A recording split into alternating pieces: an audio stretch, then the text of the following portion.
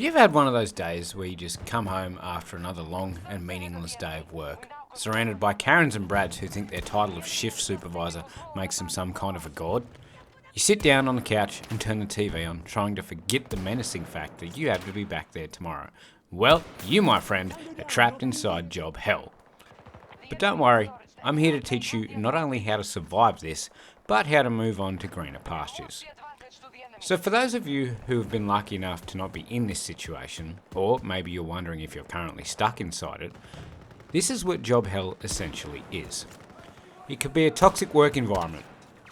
This can include a place with shitty management, bullying, and a general lack of respect. It can be overwork and stress. This would include long, excessive hours, massive amounts of stress, unrealistic deadlines, all while not being paid enough and having to deal with poor working conditions. Or it can be just the emotional turmoil of being burnt out, the dread of going in to start your shift, and feeling drained outside of work. So basically, job hell is when the negative aspects of a job far outweigh any positive ones, making it feel like your own little personal nightmare. Now, before we get on to some of the strategies on how to survive and fix this, I first want to tell you about my own experience with job hell. When I was a teenager, I just started working in the kitchen of a rather large fast food chain, the type that fries chicken from Kentucky. Anyway, the first few weeks seemed cool. The acting supervisor at the time got along with me pretty well and was happy with the work I was doing and decided to give me some more shifts.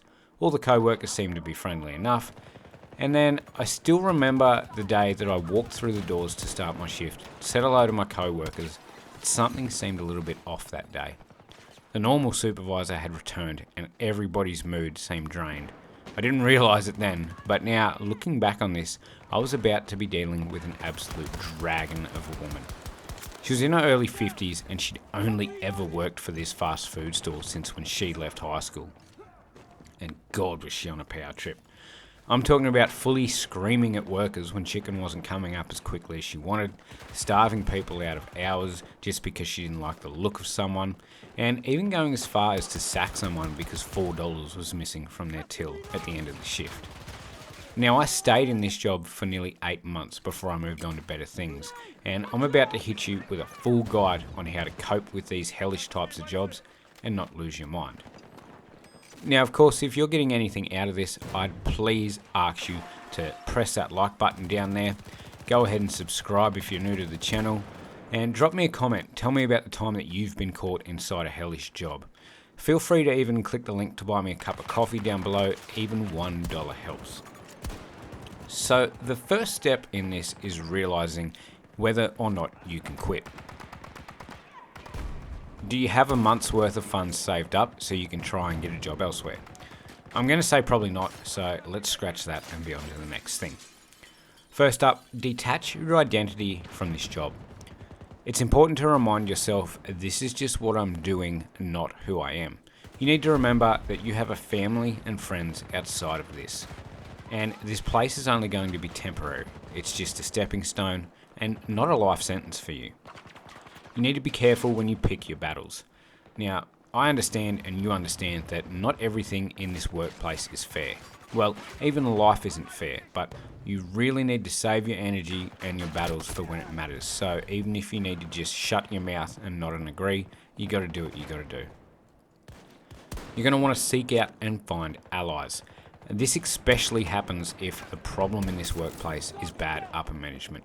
If you look around, I promise you, you will find other people amongst you who are trusted co-workers that can help you crack a joke on your shift or even smile through these tough times, because I'm sure it's not just you that's dreading this place. Learn to switch off. I'm sure some of you have seen the memes and the people asking on the internet why men sit in their car for a moment or two before walking in the door to their family. Those men have learnt how to switch off from work. The moment you walk through the door, stop thinking about the place. It's already stolen enough of your day, so don't let it steal any of your free time. And for God's sake, whatever you do, please don't ever take work home with you. Now let's get on to the next section. After your suffering and surviving job hell, how does one escape? Well, I'm glad you asked. Let's get on to the exit plan. First up, take stock of the situation. If you absolutely have to put a deadline on this situation, how much longer can you go on? Even if you know it's still 6 months away, knowing that you'll be done eventually is going to make you feel better in this situation. Next up, you can upskill.